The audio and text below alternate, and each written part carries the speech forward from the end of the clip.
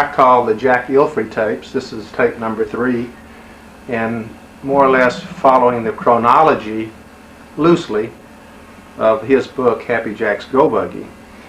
At the end of the second tape, we had gotten Jack back to Europe for his second tour, and this time he'll be flying with the 20th Fighter Group, is that correct? The 79th Fighter Squadron from King's Cliffe in England. Well, the first thing I want you to do is kind of tell me, if you can, kind of compare and contrast North Africa to King's Cliffe. What's the primary difference there between the two, other than the terrain, which is obviously different? But my point is, you said that when you went back, it was a lot more involved with mission planning, longer flights, and that kind of thing. If you'd kind of tell me something about that. Well, I was sent back what turned out to be my second tour as a squadron commander replacement, and I was CO of the 79th Squadron, and suddenly realized I had 250 men under me that could get me in more trouble than I could get myself in. How did you get along with them? Just fine. They all seemed to appreciate me. A lot of them would come out to see us take off and get in formation and go on missions. Then they would be there when we came back. Okay. And to meet us as we pulled into our revetments. In fact, the time that I came back with part of my wing missing after the collision, I don't know, it was the ME-109, I don't know if we've talked about that. No, we'll get into that in more detail. My crew, so they wrote later, had given me up. They were all waiting for me to return, and all the group returned except me. And the ones that returned were reporting that they had seen me spinning down and was now possibly MIA, missing in action. And they seemed, like the crew chief said we, when we heard this and realized he wasn't coming back, that they packed up their tools and left back to their quarters and where they did their operations and so forth. But then later on, they heard me coming in and looked up and saw that wing, how damaged it was. Okay, I'm going to go into that a little bit more later when in the chronology. But one of the things that you said in the book that interested me is you said when you got back to England as opposed to North Africa, that in your words, that the skill that went into planning and the execution of these escort missions was amazing. In other words, you kind of had to learn all over again the technique of fighter escorts or whatever. What's the difference basically between being a fighter escort in North Africa and England, and what did you mean by the preparation and execution being amazing? Well, the bombers we escorted in North Africa were the medium bombers, the B-25 and the B-26s. Occasionally B-17s and occasionally B-24s, all with the 12th Air Force. Now, when I got back to the 8th Air Force, all these missions, the target and the things we needed to know before we went on the mission, the weather reports and all, came out of the 8th Air Force headquarters over teletype machines. We didn't have teletype machines in North Africa to tell us. Our powers to be there just would get word that they, for example, when we went through Kasserine Pass, for example, our ground troops were stymied there, and the higher ups just got us B-38s to go on that mission to go through the pass. But up in England, everything was planned to the planned out to the limit. Takeoff time and rendezvous with the bombers at a certain point. We'd have to navigate to meet the bombers. Occasionally, we kind of had a hard time maybe finding the bombers we were supposed to be with, but they were easily identified with large letters on their tail. Let me ask you this now. It seems to me, as a novice, that it would be harder to find yourself geographically as far as fixed points of location on the ground as opposed to Europe. Is that true, or am I wrong? Was it easier to find yourself around Holland and Germany, following rivers and things like that? Well, of course, yes, we had certain, we would complete a mission when the bombers would drop their bombs and they'd turn to go home. And then, like I believe I said earlier, we were free to go down and ground strafe. But of course, we all had prominent checkpoints that we knew. When in crossing the English Channel, going out, you pretty well knew where you were going out. You had your map on your leg. You pretty well knew when you were coming out of Europe at just what point you were crossing back into England by looking at your map. So geographically, I mean, it was easier, say, in from Europe, from England, than it was in North Africa to find yourself around. Well, it wasn't so much easier or harder. It was different, of course. Over Europe, one of our big checkpoints was the Zuider Zee in Holland. We could always see and pinpoint that. So if you could get to there, you pretty well were home. Yeah. You had made it home.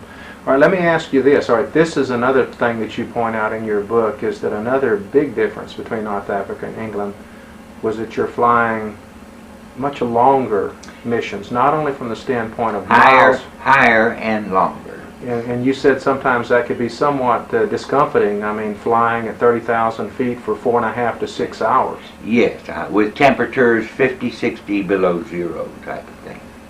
And I think you said earlier, we mentioned this, and I think the second tape, is that the P-38 didn't have the best heating system in the world. So, I mean, what kind of clothing did you wear typically on one of these missions where you're flying 25 to 30,000 feet? Well, when I first got back and realized how cold we got, particularly our hands and our feet, legs, all, and chest, I wrote my mother a quick letter to send me a set of long johns, and she did as quick as she could. So normally I wore those, and then I put on then I had an English wool sweater that I was able to buy there, and wore that sweater, and I usually wore that over my regular uniform of pink or green pants, pink or green shirt. And then over that I would put on my flight coveralls. Ours were tan in color. So, and then we had heavy boots that we wore for feet protection. And my mother found and sent me some wool socks that I would put on over regular socks to help keep my feet warm. So you could tolerate it pretty well? Yeah, it got to where it wasn't much of a problem. How about the hands? Well, we all I had a small set of leather gloves, pretty skin-tight gloves for my hands, with larger wool-lined gloves over those for my hands. And it didn't affect your dexterity when you were flying? Well, possibly it could. I don't recall too much, because it's easy to take your glove off. But gloves with heavy fingers and all was not conducive to starting your P-38, for example. Okay. Made it a little harder to get to and use the right controls. Okay, another thing that you said that you had to kind of familiarize yourself with all anew when you came back to King's Cliffe, or actually came to King's Cliffe for the first time, was that you had to make yourself aware of the British systems. What do you mean by the British systems? Did y'all have to more or less follow the way the Brits did their operations, or what? To a certain extent. For example, we our P-38s were now fully equipped with the British VHF radio, very high frequency radio. That was one difference. You had different channels that push button. You'd push whatever channel, A, B, C, or D. Mm-hmm. And it was were your radios pretty effective? Pretty good, yes. Of course, we were ground control of the missions at 8th Air Force headquarters. We were able to talk to them to us, observations of whatever might be going on during the mission. We were able to talk between ourselves, and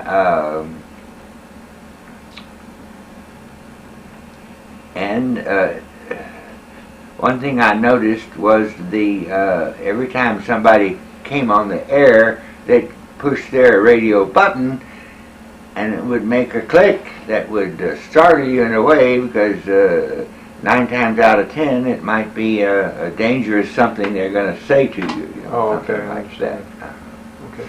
Right, I want to ask you, when you came back over there, it's my understanding, I did a little research last night, is that, what was his name? R.C. Franklin. At that particular time, around April of 1944, he was the CO over the 79th, and he was soon to finish his tour. Yes. And I noticed in one of your first missions when you came back, you flew, this was mission number 55, this is April the 23rd, 1944, and there was apparently a group of 4 of you, and it was called White. First of all, what do you mean by white, red, yellow, green, or blue? What does that mean? Well, the squadron normally was around, could be 28 to 30 airplanes at one time. Normally, the white flight, the white leader, was the main flight leading our squadron on the mission. And behind him would be he'd be a flight of 4 usually. Behind him would be another flight of 4, red flight, another flight of 4, might be blue flight. And this would change from mission to mission? You might change the color designation for your flight of 4? Yes, we wouldn't, but headquarters, or whoever set up who was going to fly that day. Okay. So I was usually white flight leader, and when somebody wanted me, they'd just on the radio say white flight leader so-and-so, or red leader so-and-so. So you had this in your mind at the beginning of the mission. So, all right, and my wingman would be white flight 1. Okay. Type of thing. All right, the way he's got it listed now in Steiner's book King's Cliffe is that on this particular mission it was white, and it was is it Rau, R-A-U? Yeah, Rau. All right, it was Rau, Franklin, Ilfrey, and Kreitz. Does that have any meaning the way they're listed? Is the first man, would he be the leader of that 4? Yes, that was Rau. Rau was leading the group, leading our whole group, including my white flight. See. All right, now since Franklin is the second man that's mentioned there, would he be Rau's wingman? Is that correct? Sometimes that would usually be a squadron leader. Do you remember? It's hard. I know you can't remember exactly, but Rau, Franklin, Ilfrey, and Kreitz.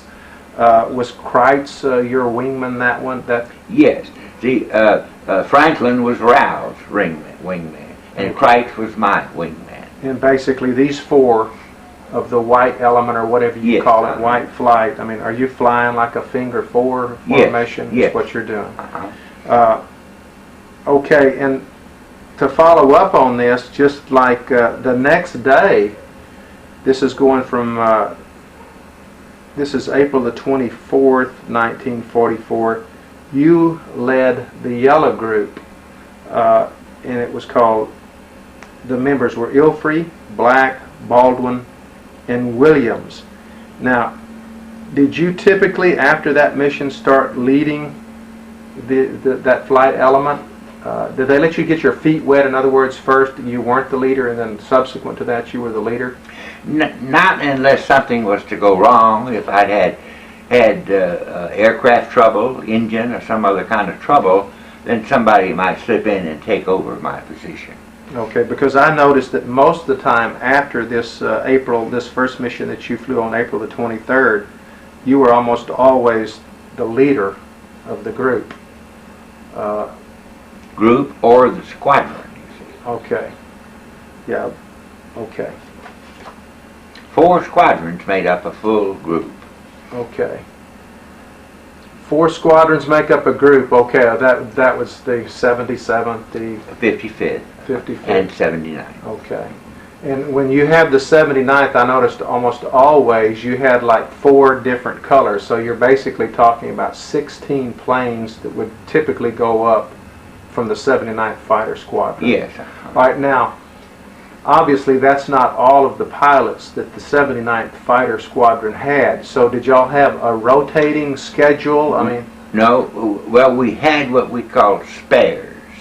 On every mission there would be several, would be called spares, that would be there to take anybody's place that had to leave the formation for one reason or another. Sickness, or I mean, no, something like that, possibly. Well, mostly airplane problems. Like, for example, we got up and your radio didn't work. You might try to request somebody else to take your place because you wanted your radio working. Which is reasonable. Mm-hmm. I mean, you'd want that. All right, now I want to get into one of the most interesting parts of the entire book, and of course your entire career. And this is mission number 78, which was May the 24th, 1944, which is bound to live in your memory. Yes. Forever. And in my research I found out that there were 720 B-17s, and they were escorted by 18 fighter groups. Mm-hmm. It's a pretty big flight. And on this particular mission, 33 B-17s were lost, as well as 20 fighters. Mm-hmm. All right, now you led the red. Now I want to get this. What is that? An element, a group, a flight? What do you call that when you say red? Well, red flight in a group of the squadron would have 5 or 6 flights of 4. They'd always be like white, red, green, But yellow, black. That's the term, though. They would be like a red flight. Is Yes, that the way you designate it? All right. In that particular day, you were in the lead. You had Watson, Mm-hmm. Black, and Mm-hmm. Williams, Mm-hmm. and you were providing withdrawal support, basically. So Mm-hmm. which we talked about Yeah. earlier. You know, Mm-hmm. you escort, withdrawal, and then later on you would attack. Penetration, target area, and withdrawal. Withdrawal. All right. And y'all had rendezvoused pretty close to Berlin when this all comes down.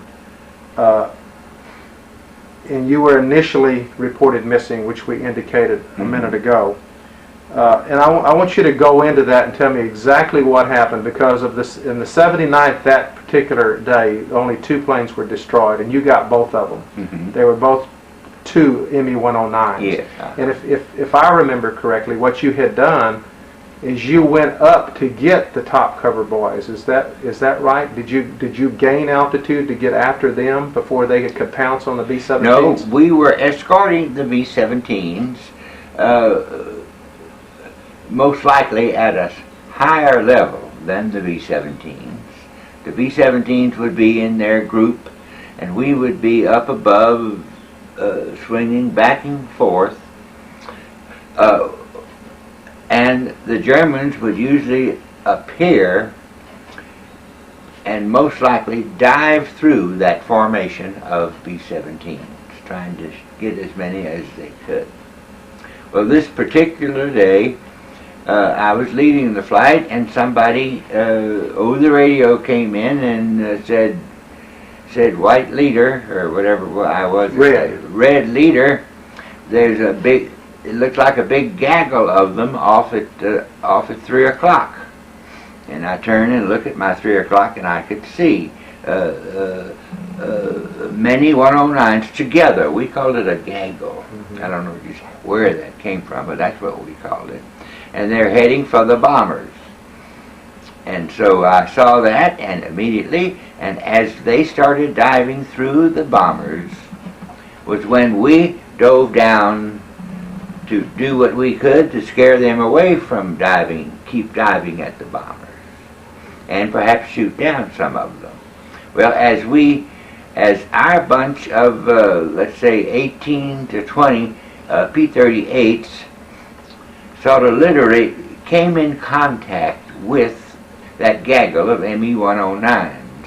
Now, a lot of times when that happens, you could be dogfighting, chasing each other, we chasing them, they chasing us, clear to the ground.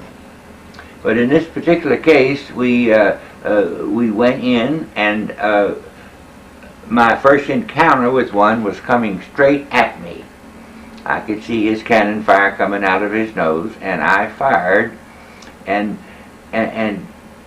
shot him satisfactorily to where he did several turn around, not around, but several dips and dives, and dove for the ground and crashed. And the boys in my squadron could see that happen. Did they have any recollection? Was this guy able to bail out, or was he in his plane all the way down? I believe at the time we all assumed he was in his plane all the way down, meaning that I had gotten some good shots at him to make his plane malfunction or even his body. Did you take any hits from him? No, I didn't. But somebody yelled at me over the radio and said, "Jack, there is one right underneath you." And of course I came to attention quickly. And you're sitting in the P-38, you can see down pretty good through the nacelle on your engine on the right or on the left, but you can't see directly under you without doing some maneuvers. So I cocked the wing down so that I could see down below me. And as I cocked that wing down, my wing, just a matter of a fraction of a second, I saw my wing hit and sort of go right through his cockpit area. And my other friend saw that also, and that gave me the second one for that day. He knocked off, you see the pictures, yes. 4.5, 3.5, 4 to 5 feet of my wingtip. Yeah, and you said later that you felt like, if I made it through this one, I'm going to make it through this war. Well, that was kind of a close one. And the way he hit my fuel system, I was feeding off the outer wingtip on my right wing. We had wing tanks out on the tips of the wings of our P-38, plus our main fuel tanks in the middle. And then we had another tank kind of right behind us, in the back, by the radio equipment, behind the pilot. So when that happened, it broke open the tank I was feeding on, and my P-38 normally, without controlling it properly, normally my right engine quit. That's what I was feeding the gas to, and when that happened, that made this left engine want to pull the P-38 over into a spin, and which was easy enough to get out of. But as that was happening, I was seeing 109s and P-38s all over the sky like a bunch of flies or birds. And I had been in direct combat with one, and here I was facing this with this other one.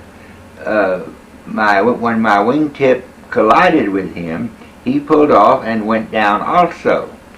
But I saw all these others in the sky, and I just said to myself, well, instead of attempting to bring the P-38 out of the spin, I just said to myself, I'm going to let this spin down into the cloud banks, which are down below us, say 8 to 10,000 feet below us, a nice cloud bank, and which I did. I got into the clouds, got my engine started, and then headed back toward King's Cliffe. I guess you made an assessment, I mean, pretty quick, that you were not going to have to bail out. I mean, did you ever entertain the thought that you were going to have to hit the silk? Not really at that time. If things had gone on and gotten worse, I might have had to hit the silk. Because when it comes time to hit the silk, you pretty well know it. The one time I bailed out, I just knew that I had to go, so I went. You had to be stunned, I mean, to look out there and see it. I think you described it, it looked like shredded wheat just flapping in the wind. That was kind of what came to me. I don't know why, because I personally never cared too much for shredded wheat as a kid. It's astounding to me, though, that you got all this flapping around, and yet you can still fly this airplane without really a tremendous amount of problem. I mean, you're flying this thing basically back from Berlin to King's Cliffe is what you're doing. Yes.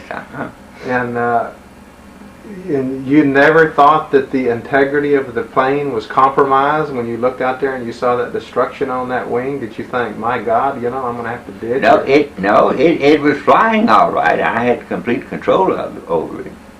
So it didn't affect your ailerons? It was too far out, I suppose, and it was kind of No, it didn't affect the ailerons or the rudders. Well, when you hit that ME-109, apparently it sheared off probably his cockpit. Well, that was a pretty good jolt, but just like I said, in the fraction of a second, I saw it when it hit and knew what had caused that bad jolt. And of course, it wanted to affect the flying characteristics of the P-38, but it didn't affect it enough that it wouldn't fly. I couldn't control it straight and level and set a course for home. So, I mean, now you're going to get out of there. That's basically, so you drop down to this cloud cover. That was my idea. I got to get out of here. All right, now you drop down, and then what did you use for your landmark to get back to England? Did you fly the river or something? Well, no. As I dove down, I was at that time I was possibly around 18 to 20,000 feet was our normal position to be above and around the bombers. But as I dove down to get onto the ground, I immediately saw big black puffs of flak off to my right-hand side here, in pretty close. I had seen the bombers go through a lot of flak in other missions, and I knew what flak looked like. But when one explodes right out several feet off of your airplane, I saw and didn't realize that those bursts of flak had a big red center in them. Mm-hmm. So that's the first time you really noticed that? That's the first time I had been that close to any flak. But anyway, as I dove down, and the ground flak started shooting at me, and I was glancing at my maps and trying to pinpoint where I was, when I came very close to entering a huge bunch of barrage balloons, and realized that I was over the city of Hamburg, which was highly fortified by the Germans and their 88 flak guns. So I saw the river, I believe that was the Elbe River, leading out of, came out of Berlin, went through Hamburg on out to the North Sea. So I just followed the river on out, knowing that would take me to the North Sea and get out of. Wanted to get out of that flak and balloon situation, because those balloons hanging on these steel cables would pretty much knock down an aircraft that hits those things. Mm-hmm. So, about what time did you get back to King's Cliffe? Do you remember? I mean, obviously it was later than the other guys. It was roughly 2 hours later, because I had used a lot of gasoline coming out of there from Hamburg, going out to the North Sea. I had pretty well full power going to get out of that area, and which took, in a P-38, used up a lot of gasoline. And I could tell that by my gauges, you know. Do you remember how much of fuel you had when you got back? No, I don't remember. I was so glad to get back and get to the officers' club before happy hour quit. Did you have a hot toddy or a scotch? I think several of them. Well, you could certainly be forgiven that. I mean, after that experience. Well, in this, now this is May the 24th. Well, obviously, this is before D-Day. I mean, there's. Oh yeah. And you're not going to be able to land like the guys were later able to land at Maastricht or Paris or any of these places after the Allies had gone through there. So basically, you got to get back to England, and if you don't, you're going to be captured. I mean, unless you can land and maybe evade or something. Well, my main thought and my actions were to get back to my base, King's Cliffe, which wasn't any particular trouble. Wasn't any particular trouble. What, I mean, were the guys, did they give you high fives and big congratulations? I mean, were they stunned to see you? Yes, because I had already been listed as missing in action, MIA, and they were all glad to. I think I gave the officers' club, where I knew they'd all be getting ready for dinner, a good buzz. And saw them come out and wave at me, and I peeled around and landed, and then most all of them were out there in their jeeps. So you did give them a buzz? Yeah. Did you? You didn't do a double roll, did you? No, nothing like that. You probably couldn't do it with that wing, huh? Well, it could have been done, but the wing was damaged. It might have been weakened to where it would. Well, the only reason I ask is because you say typically that's kind of a trademark. When you have a victory, you'd come in and do a victory roll. That was pretty much so in North Africa when we were there. Not so greatly in England.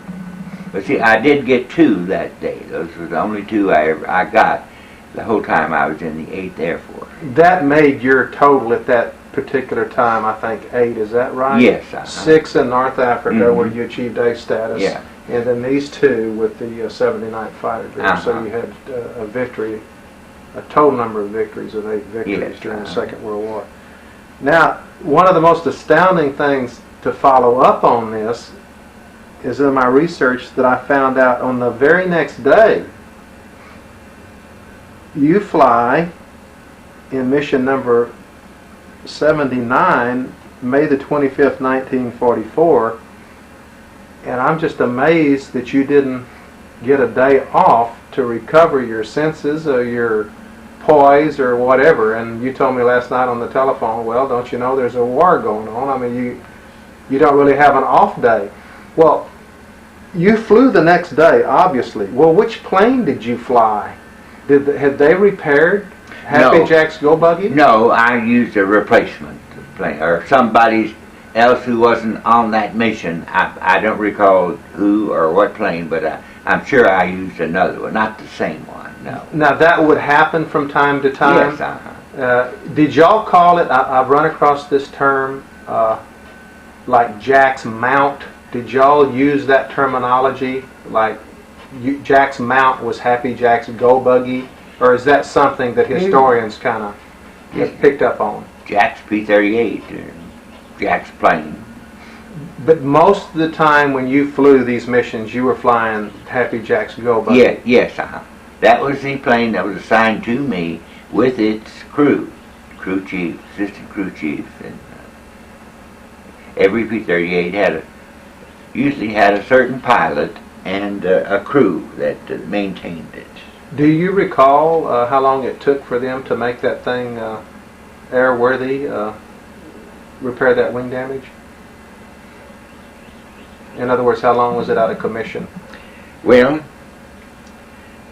at the base there at King's Cliffe, there was a regular shop, you might say, set up just for these purposes. A lot of where a plane might need a lot of sheet metal work, which this one did, and other engine problems, propeller problems, like a repair depot, something like that. And it didn't take too long because I was kind of back flying right away. So maybe a mission or two or something like that, and then you got your own plane back? Something like that. Well, let me ask you, was there a difference between flying your plane and, say, another one on a substitute basis? And what I'm getting at is that did you, once you got in that cockpit and you're in that seat and you're in Happy Jack's Go Buggy, did you have a feeling of was it simpatico? Did you have a feeling for that plane that you didn't have with another plane? Well, that's very, yes, I'm sure that was the way it was. You take, you drive your own car all the time. You're used to it. You're used to the way it performs. And then for some reason or other, you get in another different car, you realize there's a difference. And not to belabor a point, but if you were flying, say, at 20,000 feet and you had a blindfold on, you could kind of tell by the controls whether you were in your plane or somebody else's plane. I mean, was your sense that keen about any minute difference? Well, that and the way you sat in it, and that sort of thing. How about the linkages with the yoke and handling characteristics? Did it vary minutely from plane to plane that you could pick up on? Perhaps, yes, it would. It could and did. But you never felt like you were handicapped by flying somebody else's plane. I mean, it wasn't so big a difference. No, of course, I thought the world of my crew who maintained my P-38 when they said it was ready to go. I trusted that and knew it was ready to go. And that was true with most all of them. All the boys had their own crews. And, unquestioning loyalty. I mean, yes, you had tremendous faith in these guys. And just for posterity, you may have mentioned these guys before, but could you tell me the name of your crew chief and armor and those people? My crew chief was named Roy Silvers. And he was my crew chief when I first went to England and for several years afterwards. The assistant crew chief, I can look at pictures and tell. Well, maybe we can get to it later, but I just wonder if you could remember offhand. How about the armor? The armor, I think, was a fellow by the name of Miller. But basically, you had four. We had crew chief, assistant crew chief. We had an armorer who handled and loaded and serviced the guns. And then we had several in the radio department that normally before you went on a mission, they'd come out to the flight line and go up and down to each P-38 checking the radio to see that everything was working satisfactorily. Well, by any standard, I mean, this must have been a tremendous crew. And I say this because if you look at some of these missions in this book, it wasn't rare for like 4, 6, 8 P-38s had to abort the mission. And you never aborted a mission flying out of King's Cliffe, so that's high praise indeed for your crew. That's the way I looked at it, yes. And they just did a tremendous job, there's no question about it. I mean, when you got up there, you knew your guns were going to work. Yeah. You didn't have to worry about your engines or anything like that. And of course, my job also was when I got it back to base was being able to tell them what I thought went wrong with it, type of thing. Did you have like a form that you would fill out for the crew chief to look at, or was this oral? Did you write it down, or did you just tell him? Mostly just tell him, or make a note of it on your pad on your knees. And he'd get busy Uh-huh. requisitioning whatever material he had to do. Right. You said a lot of times, too, that they were experts at salvaging used parts out of wrecks and that. Yes. Uh-huh. That's another thing that's intriguing to me, because if you look in these books, you'll see pictures of planes. This plane on such and such a date sustained this damage in a taxiing accident. Mm-hmm.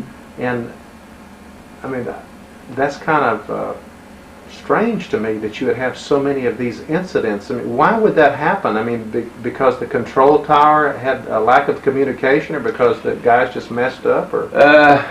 Well, a combination of those two things, and maybe some others. You said most of the time it's just common sense. I mean, a wary pilot's not going to get himself into those kind of predicaments. Well, again, it's like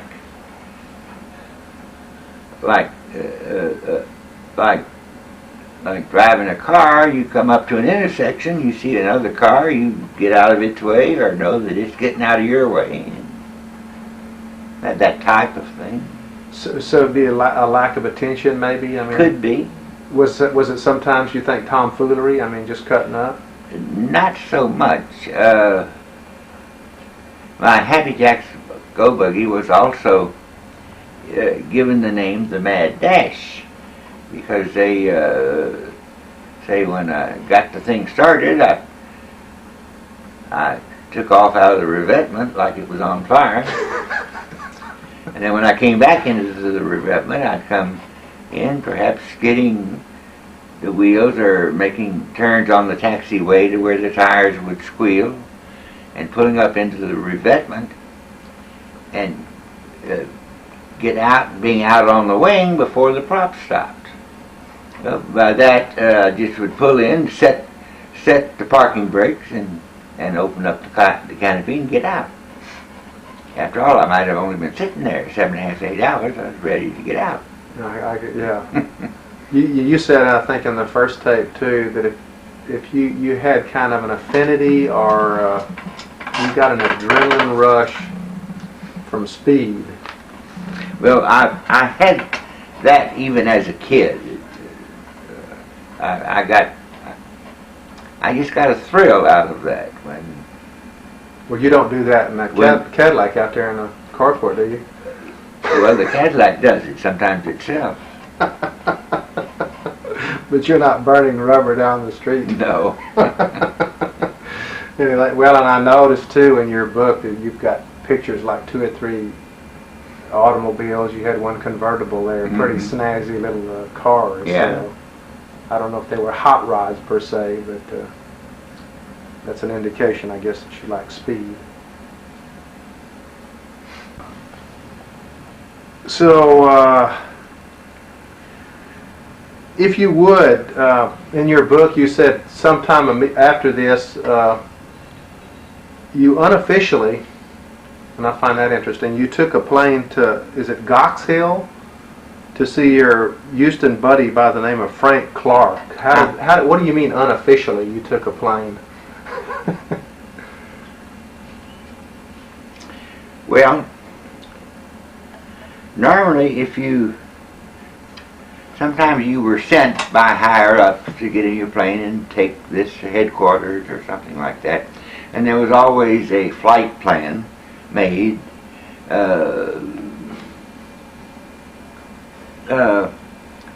Unofficially, it might mean you didn't have permission to take the plane. You didn't file a flight plan. You just got in it and went.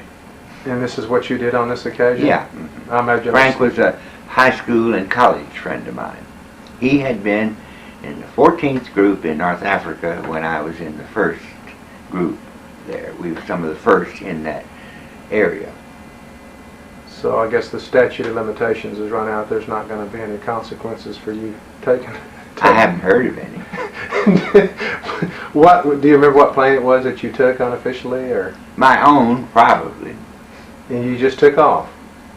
Yeah. And went to Gox Hill. Mm-hmm. It wasn't all that far away. It's where all the replacement pilots went to, and then from there they were assigned to the different squadrons. But you don't recall any maybe discipline or for doing something you shouldn't have been doing? No, not really. Okay, now I want to ask you to go into something, and this is kind of on the personal side perhaps, and but you do cover it in your book, so I don't feel any constraints about asking you this question, but you have a little subheading in there, London Revisited, and you go into London and you make a reference to the Piccadilly Commandos, and also about the prices being higher than ever. Would you kind of go into that a little bit and tell me what you're talking about? Well, what is a Piccadilly Commando? A Piccadilly Commando is nothing more or less than a prostitute Okay, that hung out in Piccadilly Circus okay. looking for American soldiers. Was the reciprocal of that true? Were American soldiers looking for them? Well, you should know all about soldiers. So they're looking for a good time. You're looking for a Yeah. good time, or whatever. And of course they're looking for money, and Americans supposedly had more money than anybody else in the services over there at that time. Yeah, I recall that story. You probably heard this too. Is that the Brits would accuse the Americans of being oversexed over here and something else. Oversexed, overfed, overpaid, and over here. And then to which the Americans responded that the British were underfed, undersexed, and under Eisenhower. Or something like that. Yeah. Okay, let me ask you this. You talked about Dolores Hunter. Does that ring a bell with you? Yes. Could you tell me about that and the melody? Is it the American Melody Bar? Or yeah. American Melody Lounge, American Melody Bar. She was an American woman who had been evidently in the bar business back in the States before what she was doing in England at that time I don't really remember, but she had this club that was mostly for combat personnel, fighter pilots, bomber pilots, bomber gunners, in other words, those of us that was participating in combat. That's the main ones that she gave membership to her club. And she served good drinks. All of her drinks always had ice in them, where in England then ice was a very scarce commodity, and most Americans were used to ice in their drinks. And she was a lot of fun in talking. She knew a lot of jokes, and was just kind of well liked by those of us that visited her when we went to London.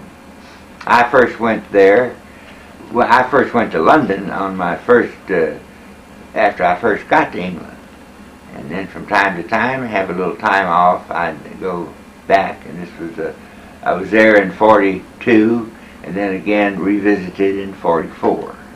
Yeah, back in the first before you went to North Africa, Curtin on Lindsay, and then what was the other place? Ibsley or something like that you were at? Well, we were first at Curtin and Lindsay, and then started our combat missions out of Ibsley.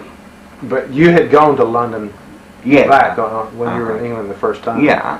Well, what did a typical evening with a young lady cost you over there? These Piccadilly Commandos. You said something about the prices were higher. Obviously, they're higher in 44 than they were in 42. Without incriminating yourself, could you tell me the amount of money involved in one of these transactions? Well, I can put it this way, and I'm sure you'll get my meaning. I was with a couple of friends, and in the middle of Piccadilly Circle was the statue of Eros. That's the god of something. Amour, love. Okay, But when we were there, arrows had been taken out and put in storage because of the constant bombing. But anyway, that's where everybody walked around Piccadilly Circus like a park in the city, benches and that sort of thing. Little people on little carts selling this kind of food or that kind of food. But anyway, one tapped me on the shoulder one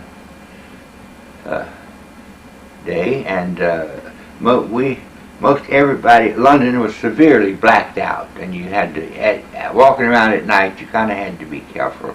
But all of us had a small flashlight, like a large pen or pencil, that you could turn on and see where you're going. And tapped me on, this commando tapped me on the shoulder and says, "Honey, how about going home with me?" And I turned on my light, turned it in her face, and I said, "Not with an old hag like you." So she got the idea. She didn't slap you for being impertinent? No, that was that. Well, how about this other incident when you picked up two girls from the Park Lane Cocktail Lounge? Do you recall anything about that? Or did you have a buddy with you? And I think that's what you had, a buddy with you, and y'all picked up two girls and you went someplace and you found out that they were with different officers almost every night.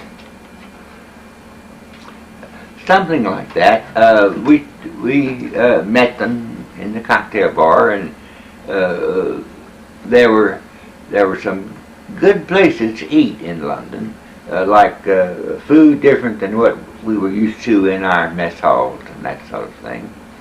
And we asked them out to go eat with us, and they did. And I believe I said, and another thing, London was hard to find a hotel room. They seemed to be booked a lot and so forth. And but after that meeting, I said, well, we didn't have to look for a place to sleep that night. Okay. We had it. Did you now? You were contemplating buying a birthday present, I understand, for this Dolores Hunter, and you wrote your then wife requesting, I think, a pair of stockings or something like that you were going to give her, and this apparently got you in hot water. Yes, to a certain extent. So you're asking your wife to get a present for a lady in England, and I guess she misconstrued what you were up to, and you said something about this led to your single wedded bliss that you find yourself in today. Well, that was highly possible. That and other things. So I take it she was pretty angry that you. Yeah. Oh, yeah. Do that. And this Dolores Hunter, I mean, apparently she celebrated her 39th birthday quite a few times, from what y'all could tell. Something like that. So she was probably older than 39, but yes. But she wanted to give the impression that she was a much younger young lady. But quite an entrepreneur. I guess she made some pretty good money with that bar, and she had a pretty big. She had a pretty good clientele of what I said earlier, people who were in combat. Do you remember where the location of that bar was? Was it near Piccadilly Circus, or any recollection at all where it might have been?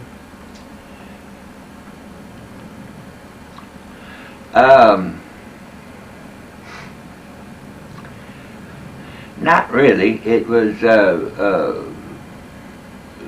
when we got off the train coming into London, we might have a hotel room already reserved, and it wouldn't be a great distance from, say, the train station or the hotel where we were going to stay. Okay. And of course, England had the taxi cabs. The ubiquitous black taxi cab, right? Pardon? The ubiquitous black taxi cab. They're everywhere. Yes, uh-huh. All right, now let me ask you. You went to London. How often would you get a leave from King's Cliffe? I mean, a pass, is that what you would call it? Yeah, a pass. A 1 day, 2 day, 3 day pass or whatever. How often would you get that? I mean, to break the monotony of your missions and the stress of combat. Well, not as often perhaps as we would like, but they did have some R&R places, rest and recuperation. They had several places like that. Would be old English estates where perhaps you could be sent there, and they would have things like hunting on these estates. Did you participate in any of that? Did you do any hunting? No. In fact, I only remember one time another fellow and I were sent just temporarily for a few days to this big estate, where we were treated royally, you might say. Good food. But a nice break, I mean, to yes, get away. Well, how many times did you go to London? Probably not very often, did you? No, not real often.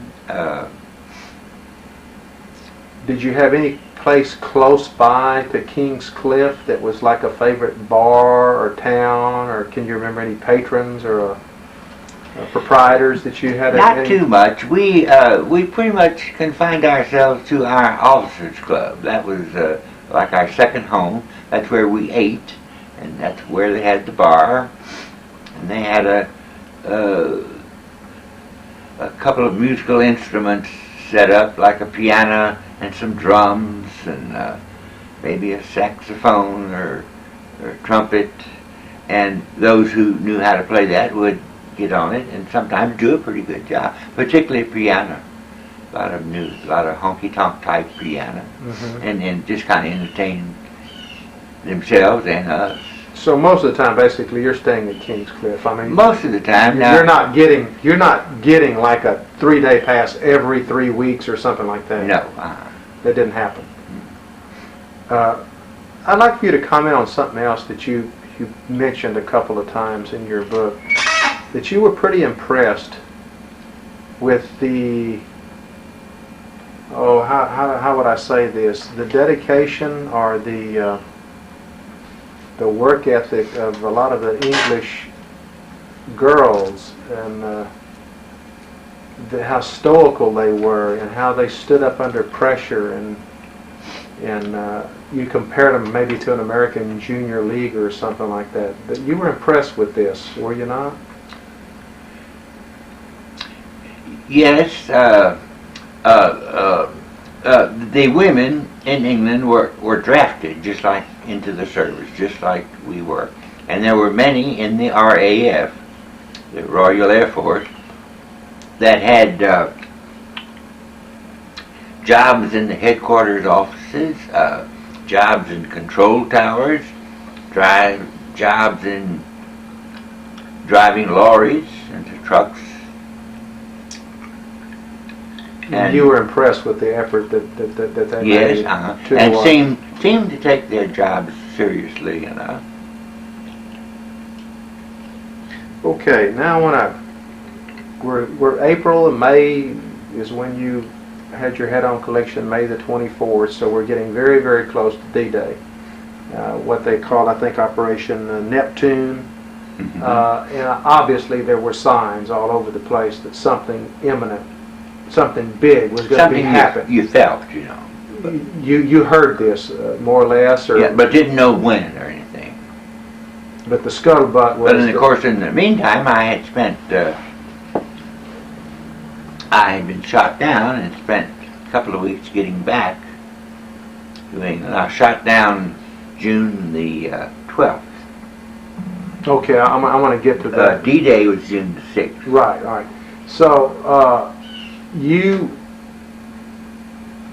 we all knew what was going on, and then I understand that they used the P-38 extensively during operations on D-Day, June the 6th, 1944, and that you took off, I think, around 5 a.m. that morning to fly cover, more or less. Could you tell me what the invasion stripes were on a P-38? What was that all about? And why did they use a P-38? Why was it so conspicuous? Well, the P-38s of the 8th and 9th Air Force were used exclusively as cover, air cover, for the invasion, because the P-38 was so easily recognizable. It's from the ground. And to make it more recognizable, they used these invasion stripes, black and white, around the wings and around the well, say fuselage, the booms, to further identify that. For obvious reasons. Yes. Because the Navy... also some of the bombers had them on them, and so did some B-51s. So that those during the invasion, it was for safety for them to know that we were there, and safety for us to not being subject to being shot at. Which was not a rare occurrence. You may remember one time I told you my uncle Cecil Dodson, he was in Operation Husky, and he jumped in Sicily, and this was, I think, July the 10th, 1943. Yeah.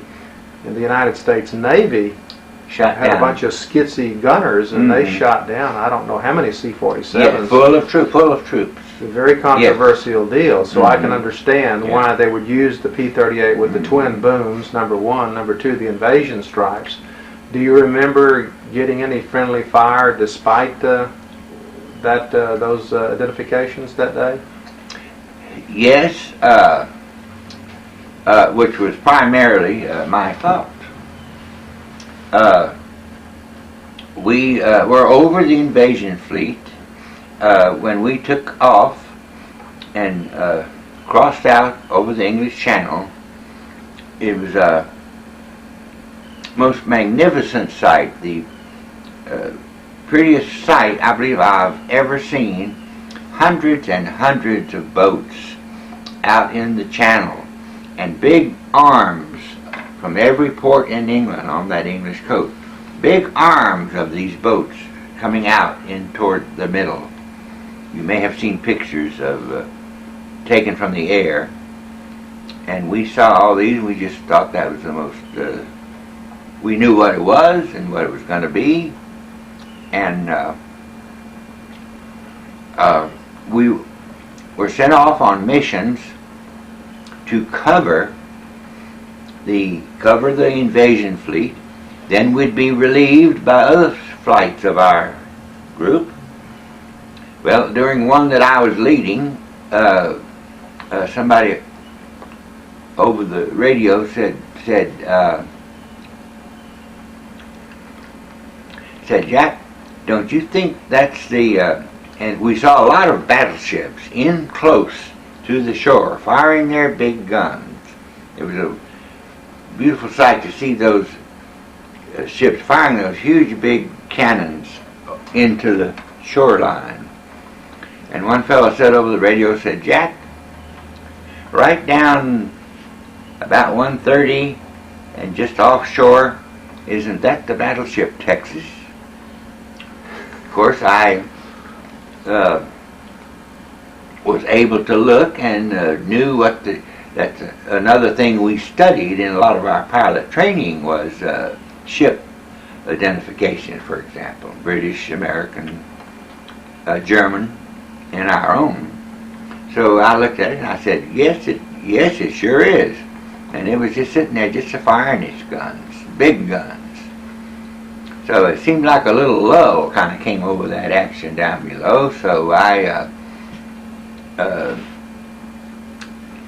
know I put my P-38 in a slight dive and turned, and my men were all following behind me.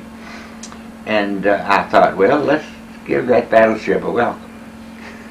And we dove down over it, wagged our wings this way, and we could see some troops on board waving at us, flags, handkerchiefs, whatever, waving at us, and went on by them and out into the channel a little ways and started to turn and go back up. When somebody came in over the radio and says, well, I'll be goddamned, the Texas is firing at us. And it was.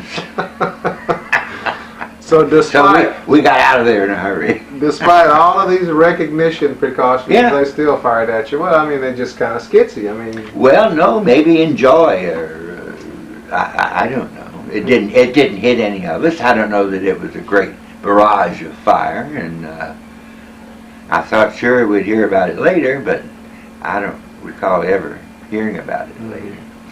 Well, and according to your recollection, you flew like 10 hours D-Day, like divided into 3 stretches. Could you tell me what that means? Well, I was on. We were all the squadrons were assigned different patrols, different hour, out certain time over the covering the invasion, and then back home. I flew on 3 patrols, and each patrol could be from 3.5 to 4 hours type of thing. But I spent most of D-Day flying on those patrols, as did my whole outfit. And never encountered the Luftwaffe. No, didn't come up. That was a surprise to us and all the rest of the people, that we never saw the Luftwaffe. We thought sure we'd see thousands of them trying to keep our people from making an invasion. And that, like you say, that must have been a scene. 3,000 or 4,000 ships there. Yes, doing that. Did you get that message that Eisenhower sent to the troops or something like that before D-Day about this great crusade and all that kind of thing? Did the airmen get that letter, or was that basically for ground troops? I think basically for ground troops. I have it somewhere in my stuff. I have a picture of him, Eisenhower, talking to the troops. Did you have any anxiety? I mean, you knew this was going to be a big event, obviously. Oh, yes. Was it bigger than you had anticipated when you got up there and you saw all of that and they're forming up and the ships are forming up? Was it bigger than you anticipated? Well, most all of us thought it was pretty big. Particularly all those ships and all those men in those landing craft and all that. And we didn't see any physically land and climb up over the cliffs like we've read about. We didn't see that. Point du Hoc. And places. I have since several years ago visited all of those spots. Did you have any particular anxiety or lack of sleep before that mission? Not particularly, no. Like I said, we knew it was coming, and we were assigned that mission, and we went about it successfully. Did the missions we were assigned, as did all the others. B-17s flew in and bombed certain places, trying to detract the Germans from figuring out where we were going to land. It was overcast that day, wasn't it? Yes, somewhat overcast. So when you say you flew 3 stretches, I mean, you'd actually go back to the base and then refuel or something and come back in the air? Is that what we're talking about? Yeah. But you spent like a total of 10 hours in the air that specific day? Approximately, yes. So basically you're patrolling, didn't have any real opposition, you didn't go inland and attack any targets? Now, after D-Day was a success, then our job was to go in and get in front of the troops, as they kind of got stuck. Our troops kind of got stuck there for a while, wasn't moving, and we would go in. And the Brits too at Caen, I understand. Yes, we would go in and ground strafe German troops in front of our troops. This is between D-Day and between your big day. June the 13th, which we'll get to. Mm-hmm. No, was it June the 13th? Yeah, it was around June the 13th that we'll get to in just a little bit. Well, let's get into that right now. I mean, you in your book you said it finally happened to me. And this is mission number 102, and it's June the 13th, 1944. Meaning I never thought it would, you know. Okay. But it did.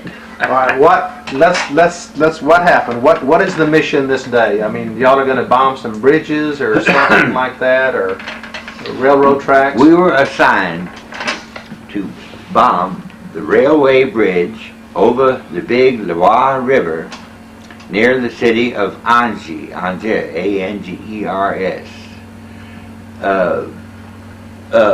And I have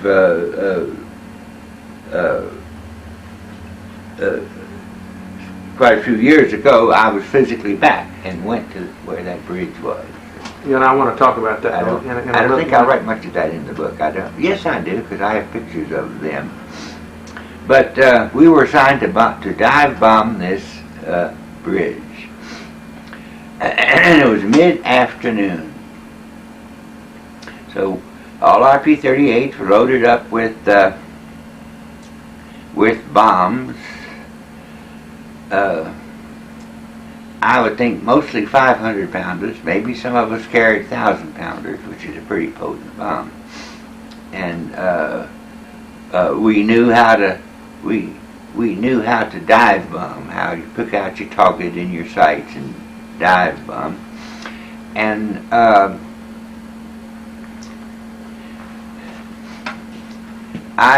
it was a bright sunny afternoon, and I took my squadron in to where the Loire, close to where the Loire River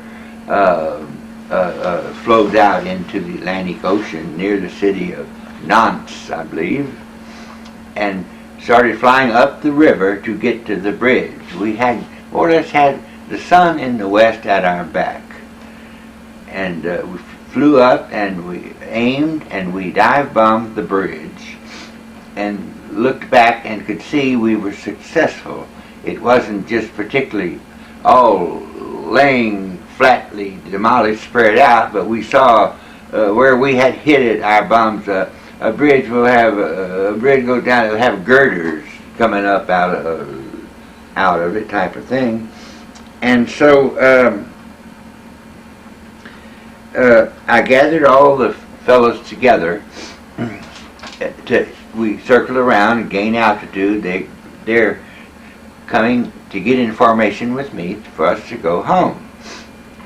And we hadn't left that area very long when I spied a locomotive with steam up in a small station down in the area of 2 o'clock from where I was in my P-38.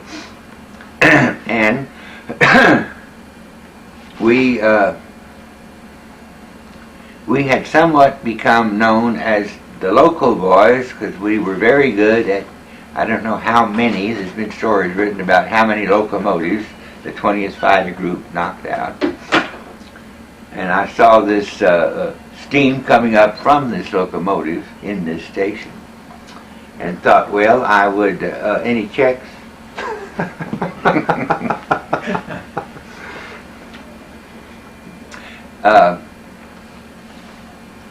So it was very easy to get my gun sights on that steam engine. No effort whatsoever to get my plane in position to dive down and fire at the locomotive. Of course, when my bullets hit the locomotive, they explode in a big bunch of steam coming up. And just as that steam came up, and I was kind of flying through it, I'd already hit the train, and I was flying through that steam, I felt my plane shudder badly, and felt and saw big shells hit my right engine. And they hit hard enough to make the cowling on it fly off, and sort of hit the wing as it was flying away. And somebody in my outfit yelled on me, "Jack, you're on fire." which of course I knew. So my plane was still flying and still climbing when it seemed like the whole right side, the engine and all, was in flames, and flames were coming out of it, hitting the wing and bouncing against my plexiglass window over here, and I could feel the heat, hit my face, and then I could feel the heat coming in from over here, hitting my legs, and so that was every indication to me it's time to go.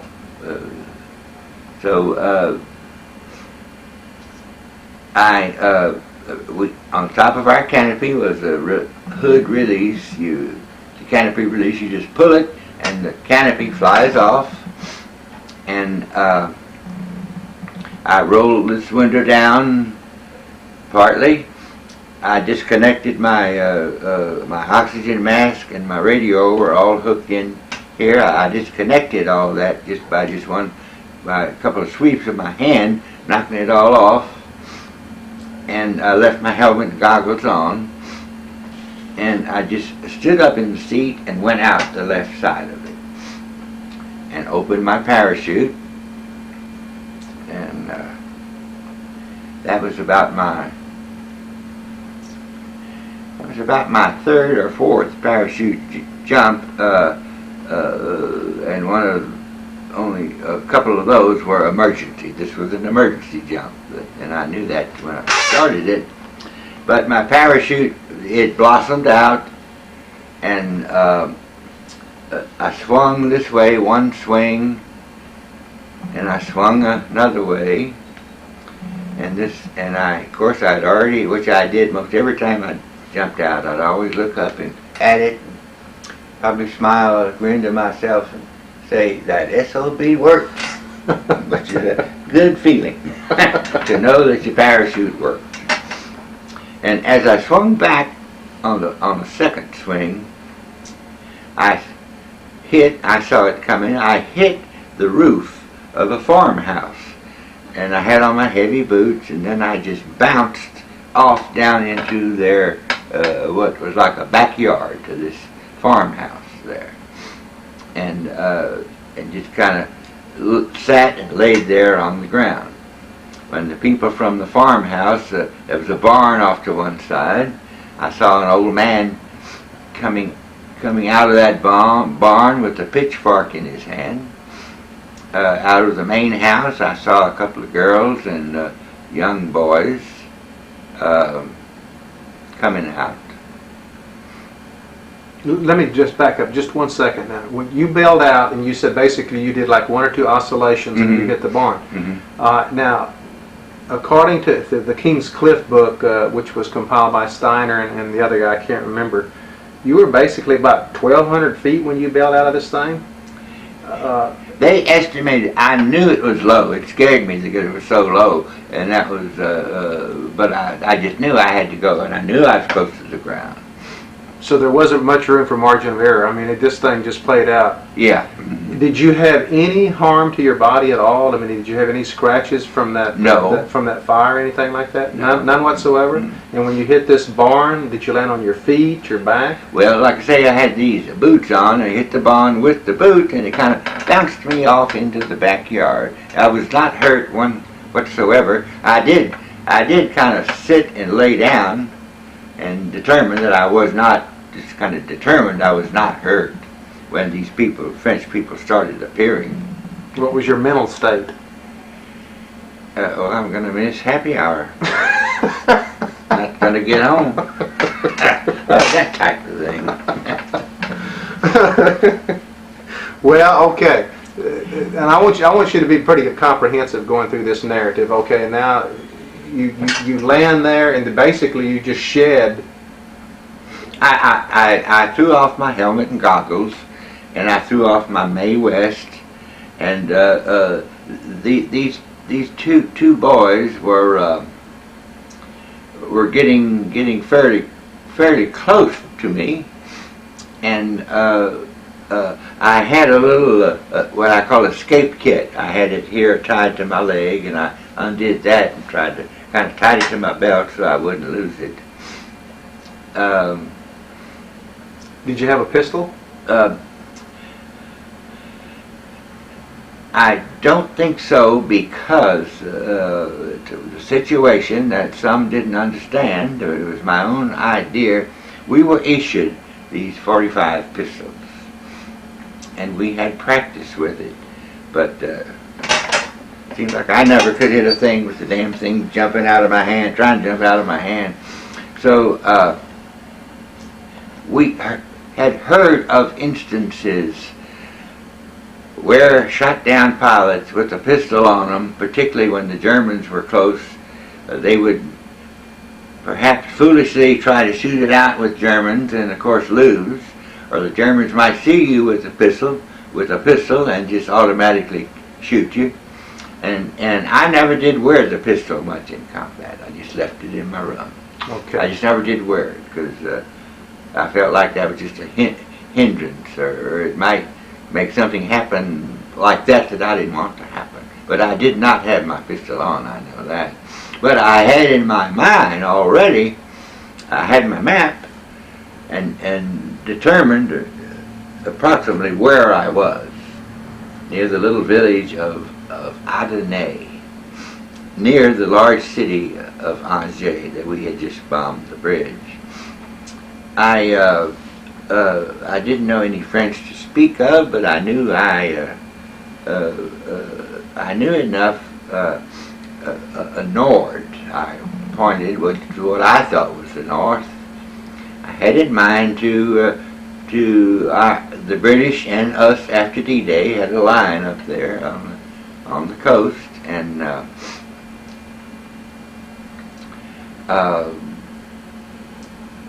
one of these fellows kind of drew with his foot in the dirt. They kind of drew an arrow pointing north, and I just took off running. Unhooked my parachute. One of the first things I did when I hit the ground was unhook my parachute. Had kind of folded and collapsed on the roof, so I unhooked it and pulled it down as best I could off of that roof. I didn't want it to be a beacon to the Germans, and just kind of let it lay there on the ground. So you take off running, or I just start kind of running a little bit in the direction north. I went,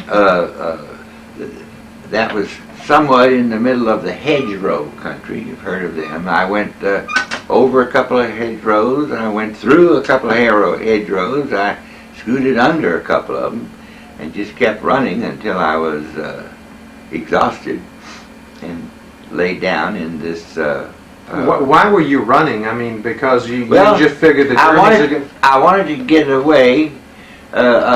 In about that time, I could hear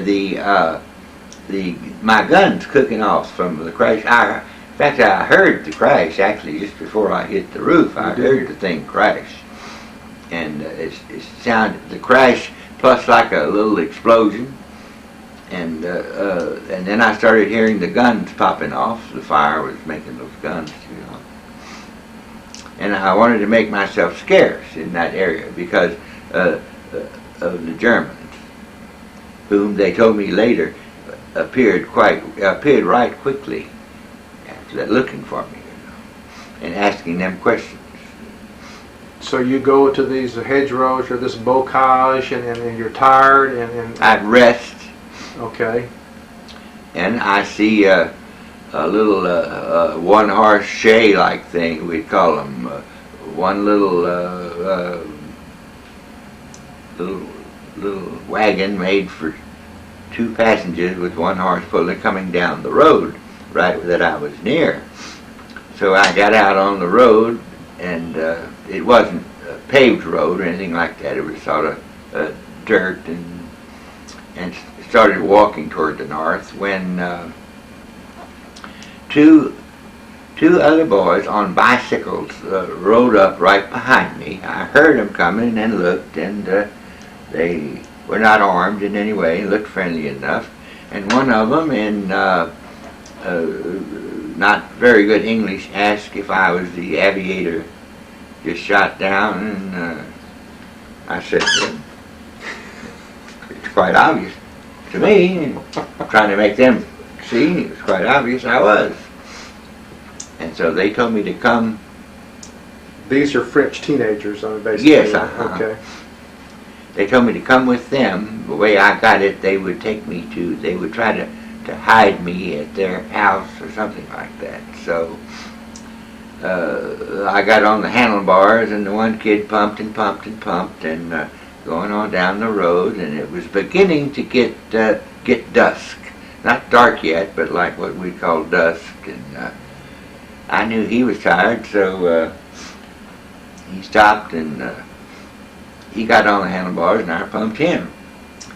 And pretty soon we came to a little curve in the road,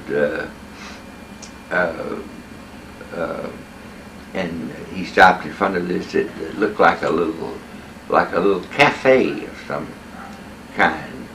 And we went in, and he took me down into like a basement from the main body of the cafe. Went down a little basement, and pretty soon his father and another man came, and we started talking. Most all of them could speak a little English, and they said that they talked among themselves that it would be all right for me to stay there that night, and took me up further upstairs where they had their bedrooms. And one of the boys made out, he told me this was his bed and I could sleep with him. I left on all the clothes I had and just laid down, went to sleep pretty much right away. Pretty worn out, huh? Well, I felt like it. They had some pretty good food. I don't know what it was, but some kind of meat and potatoes. And some kind of greens, but it was pretty tasty. And then she made up some kind of a hot chocolate drink. And then they had they brought out some wine and some calvados. I don't know if you know what calvados is made from apples, I think, right. And it's common to northern France area. They make a lot of it. Down in North Africa, French had calvados, and we called it antifreeze. So you got But you take a slug of that, and you really feel it right away. But I think that kind of calmed me, and I slept real good. So the next morning, we got to talking around their table where they eat. The girls provided not a big breakfast, but did have some eggs, and again some kind of pork meat, I would think. And when you say the girls, who are we talking about?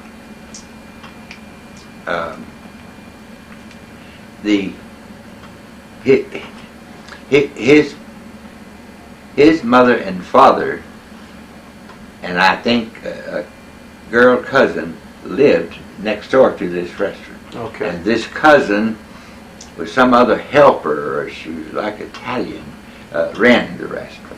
Okay. And we got to talk. Just got to talking, and in the course of the conversation,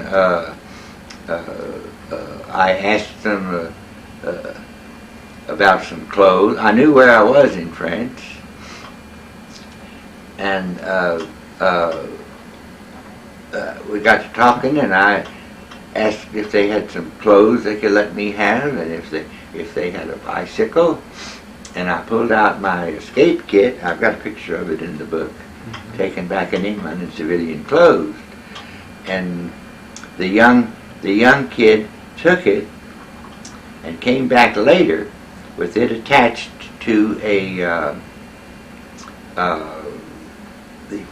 all French were registered by the Germans. Not a passport, but just an identity card. And he had my picture attached to it, saying who I was and what my age was, and where I live, to use their address, where I live. And that we figured out a name. I am Jacques Robert. The kid was named Robert. We took his first name. Robert is how Roberts is in the capitals in French. And a cultivateur. That meant farmer. All this was on this identity card. Then they decided the girl decided she could let me have one of her bicycles. And Robert went off and came back with a bunch of typical road maps. My map was for the air. Came back with typical road maps. And I sat down, and in a half a day to maybe close to a full day, I knew where I was in this town of Adonai, and I knew where I'd come from, Angie, and I knew the main road was called the North Central Highway running from Angie up toward Caen.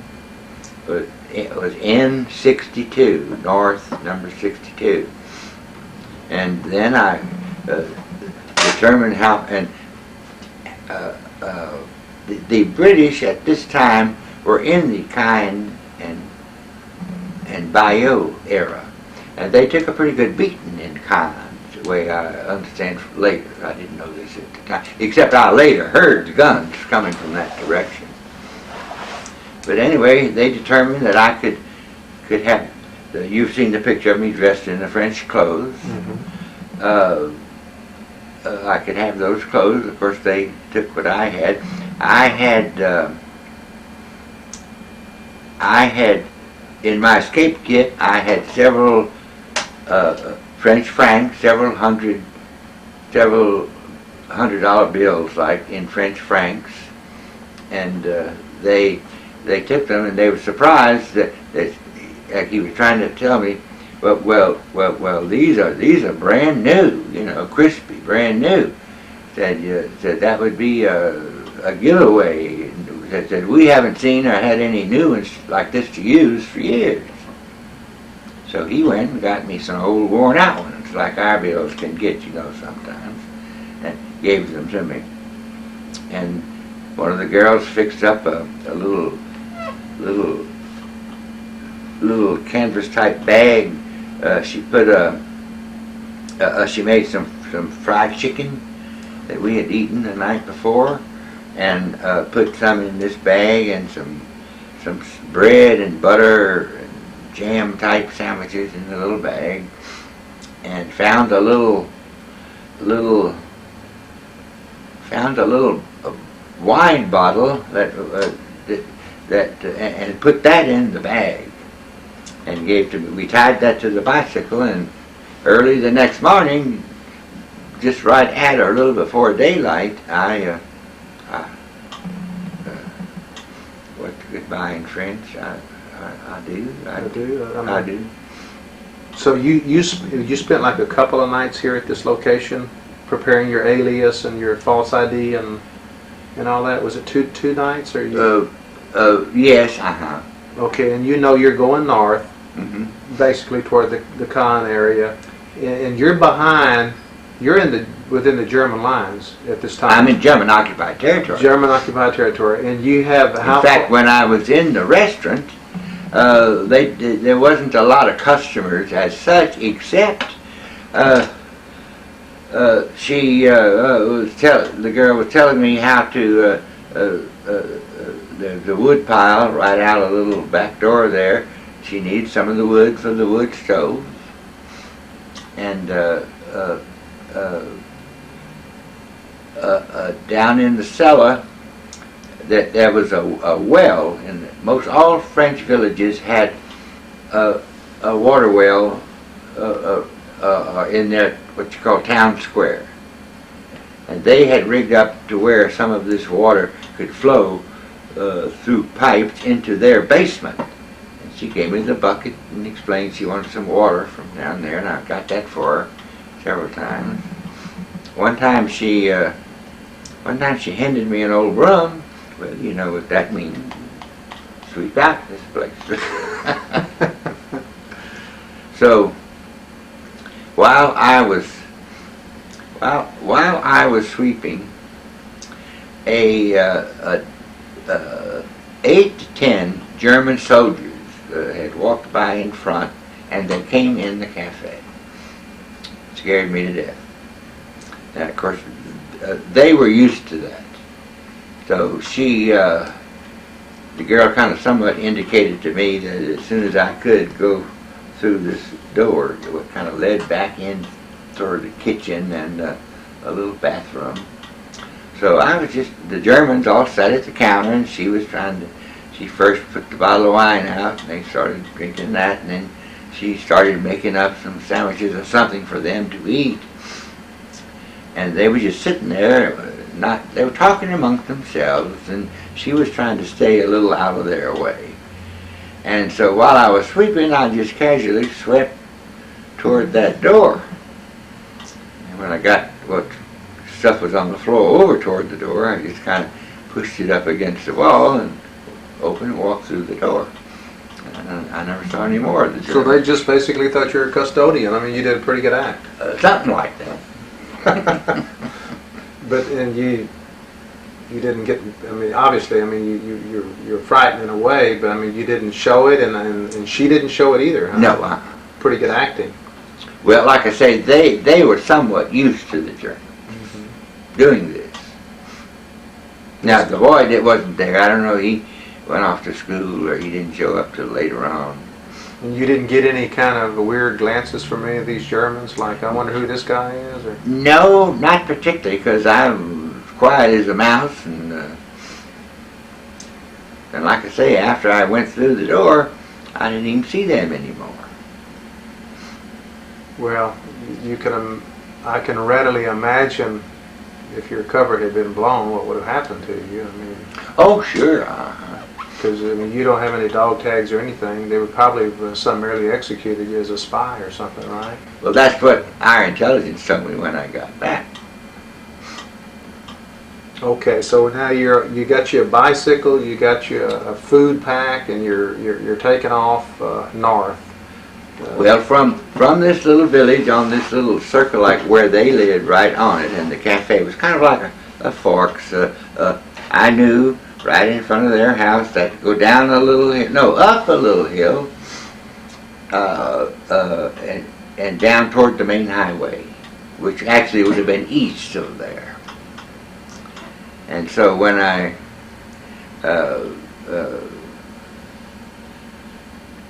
got up the hill all right, but 39 years later, when I was back there, and they pushed a bicycle out of the garage for me to reenact that, I couldn't hardly get the damn thing up the hill. Like I say, 39 years later. So all right, the 13th, you went down, and about the 14th or 15th, so about June the 15th, you're getting ready to go back. Started back to the Allied lines. All right. All right, now pick up your story there. You're taking off on this bicycle. When I hit the main road, I knew which road it was from having looked at all these maps. I didn't take any maps with me. I started to, then I thought, no, the Germans might wonder if they stop me, might wonder what I'm doing with maps like this of the area. And and like I was saying, I left all these French francs with the people, and they in turn kept my Parker white dot pen that my mother had given me for high school graduation, and a comb I usually carried in my pocket. They kept those, and I still have them somewhere. As well, as a matter of fact, you mentioned when you went back there 39 years later, they still had this. Had that, and they still had the francs I had given. Or rather, I still had some of the francs that I had given, that they had given me. Did you leave a wristwatch or? No? I did leave a wristwatch, yeah. Okay. And it's in my dresser. And when I first got it back, it was still running. It's not now, but I did leave my wristwatch. You picked this watch up 39 years later when you went back. Mm-hmm. I'll be darned. Got some pictures of that somewhere. But anyway, as I glanced down the road back to the south, I saw what appeared to be a couple of German military vehicles, not too far down the road, parked on the side. One looked like the equivalent of what we call a command car, and another one had the appearance of small, had the appearance of a Jeep. And that didn't scare me because I was going the other way. So I got on my bicycle and merrily started pumping along the road. And the bike was easy to ride. The road was level enough, and I was beginning to, you might say, count my blessings from the past few days. And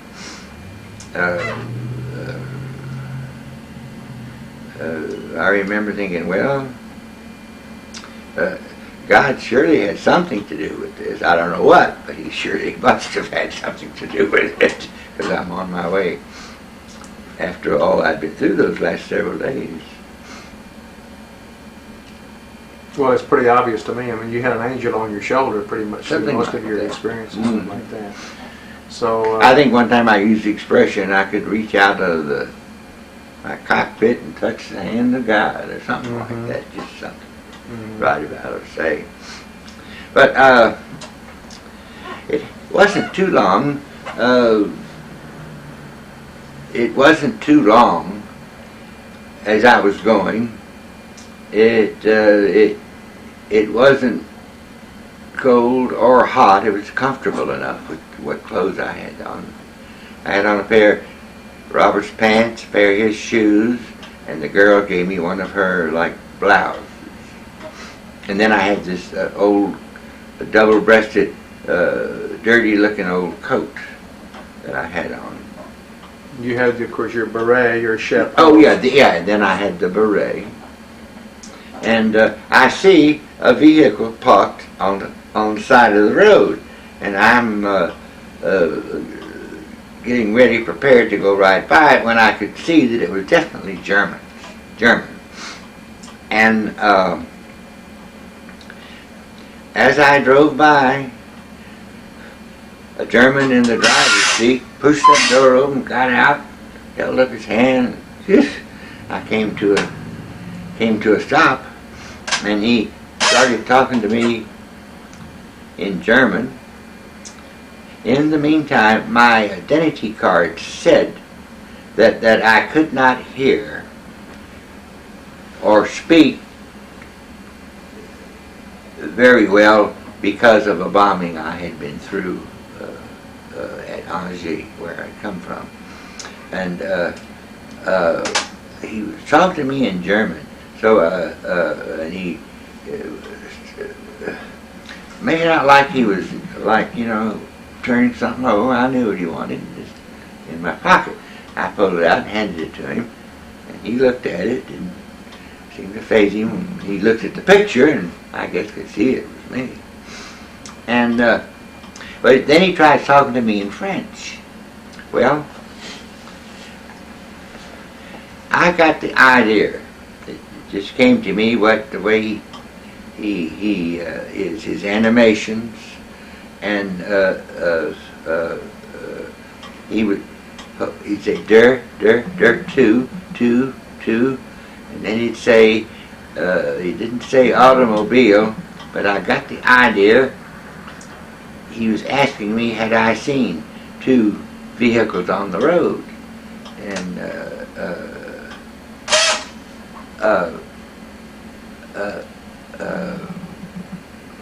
oui, monsieur.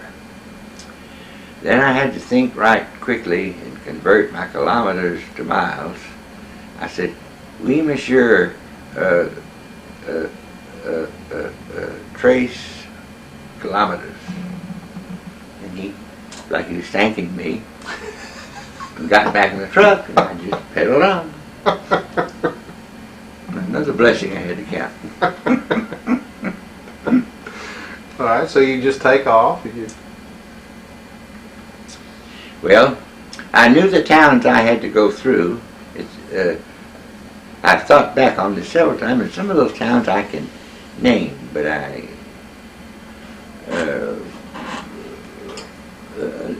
from wherever I was, I knew approximately how far it was to the next town I was coming to. And I started going through these little towns, and I was following, it was pretty countryside. It was early spring and things were pretty. I could see the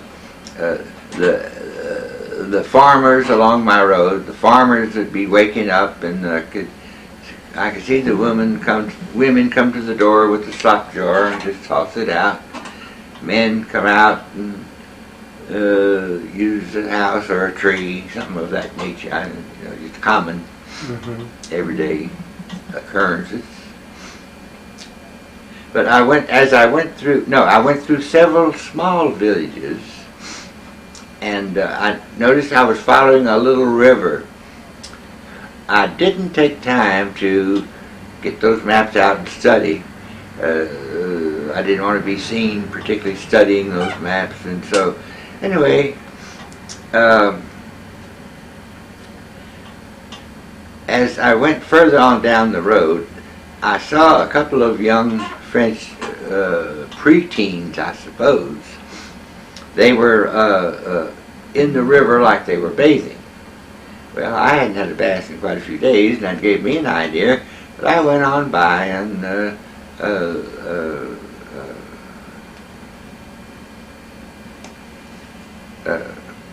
good day in French is what I forgot.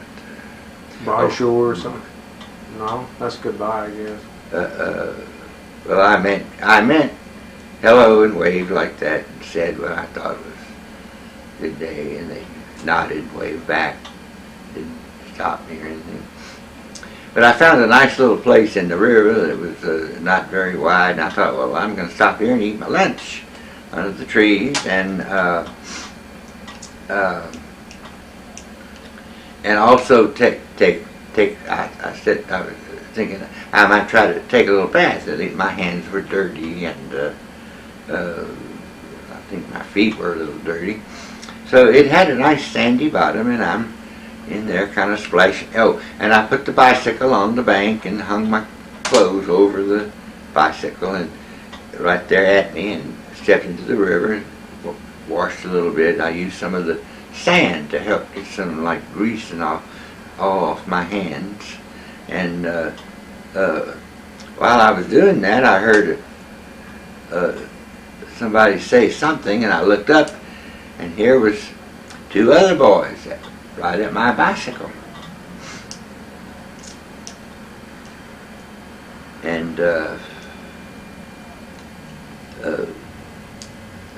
course, and I was in the water still without any clothes on, trying to clean myself, but I didn't know what to do. But I got up, walked over to my bicycle, and used this blouse shirt, kind of like a rag, to get water off of me. And they started talking to me in French, and they seemed, I couldn't understand what they were saying, but they didn't seem to, like they would harm me in any way, just two kids talking every now and then, laughing about something, and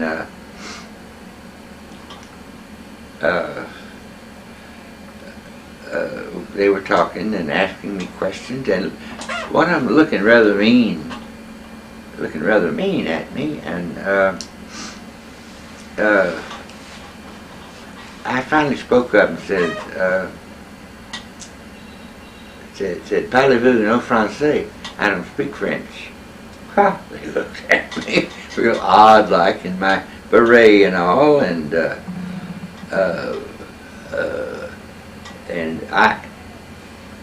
I had already decided what and how I would say that I was an American aviator shot down by the Germans. But I said, je suis American aviateur. La Boche, that's the French for German. La Boche dates back to World War I think. La Boche, boom, boom, boom. Aviateur, boom. And they kind of laughed and said, and the one that was looking kind of mean said, well, why didn't you say so? Spoken very good English. Well, why didn't you say so? We thought you were on our property to maybe come steal from us or something like that. I think I was on their property. No, that wasn't the case. But anyway, they became real friendly and was real surprised. Told them what I was trying to do, and they were surprised at that, and indicated Allemans, Germans, all along the roads. In fact, the old man where I left had told me that I'd probably run into a few German blockades type thing, and I did. I think I write it in the book. Mm-hmm. So they took me up to their, this was a farmhouse. They had some chickens, a couple of cattle in the back, and a little pig or two, and some chickens running around. And some woman in the house, I don't know if she was their mother or what, but they told her, and she just nodded at me, real nice like, and fixed something to eat, and I ate. Oh, but back to the boys. When I'm in the river and I stopped there to eat, I started eating on my sandwich and looked at the bottle of wine, and I wanted to throw it away because I needed a drink of water, not wine. And the boys did say cigarettes. I happened to have some in my pocket, cigarette, and I just gave it. He went to take one. I said, no, just keep, no necessary give them back. But when I left them on my bicycle, I did fill up my wine bottle with water that I had tied in my knapsack, because I found it kind of hard to do, to get thirsty, because I'm out on the road working. Exercising a lot, but I could always stop at those wells that were in the middle of the cities and the squares. A lot of them had a drinking cup on them. Mm-hmm. At it. So you're continuing north after this episode, mm-hmm. and then you had an encounter with some Germans where you were carting around somebody in a wheelbarrow or something like that? Well, that was toward the end of my trip. You had another incident where you ran into, was it a priest or something like that, or a cleric, or I don't know, you thought this guy might turn you in or something like that? Well, actually, that was, I believe, that was the first night I was on the road. Oh, okay. And I didn't know, figuring I was going to have to sleep on the ground or somewhere. And as I was pedaling, it was getting toward dusk again. I spied a little barn-like structure over in the corner of a pretty open field, and I went over there, and it was a little barn, and it had one of these horse and buggy, one horse shay, like I'd call them, and it had a canvas top like over the back of it, and so I just lay down on the floor and went to sleep, and it got pretty cool that night, pretty cold, and I did have I called it my little Boy Scout knife, just a regular little knife that I think the French kid had given me, and so I used that and cut that canvas out and used it to cover up with, saying to myself, Well, at least this Frenchman is donated to the cause. Uh-huh. So it was the next morning when I got my bicycle and went out to the side of the road and was getting ready to get on and go on further, when I saw a Catholic priest coming. The priests over there in this area wore kind of big funny hats. I don't know how to describe it. They had big brims. I knew it was a priest. And he came up alongside, started talking to me in French, and I felt no reluctance in telling him I was an American, trying to work my way to the, he was quite surprised to hear that. So he said to come with him to his parish, and we could get something to eat. So we both pushed our bicycles a couple of miles down the road, and we came to where there's a little road coming into this off the left that wound up like a trailway, and at the end of it was a church. It was his parish.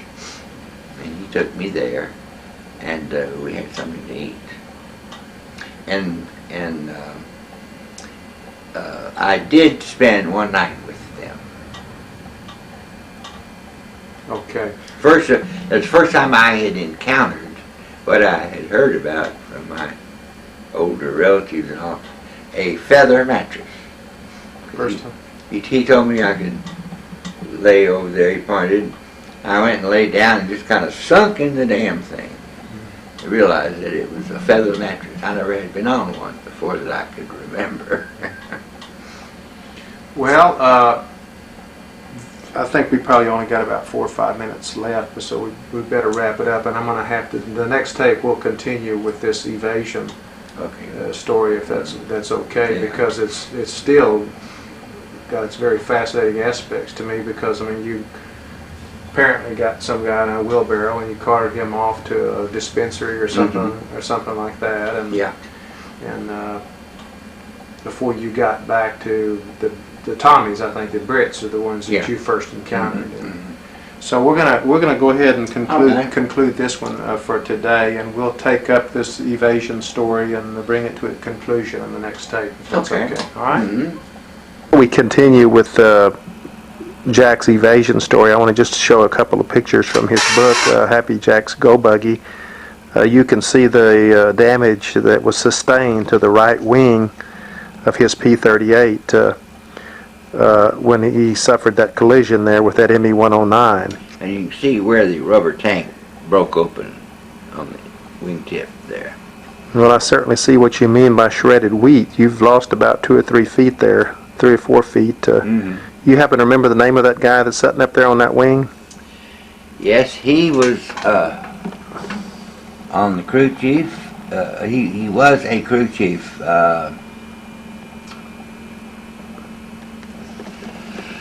Not right off. Not Silvers? No. No, Silvers was down in North Africa. Oh, okay.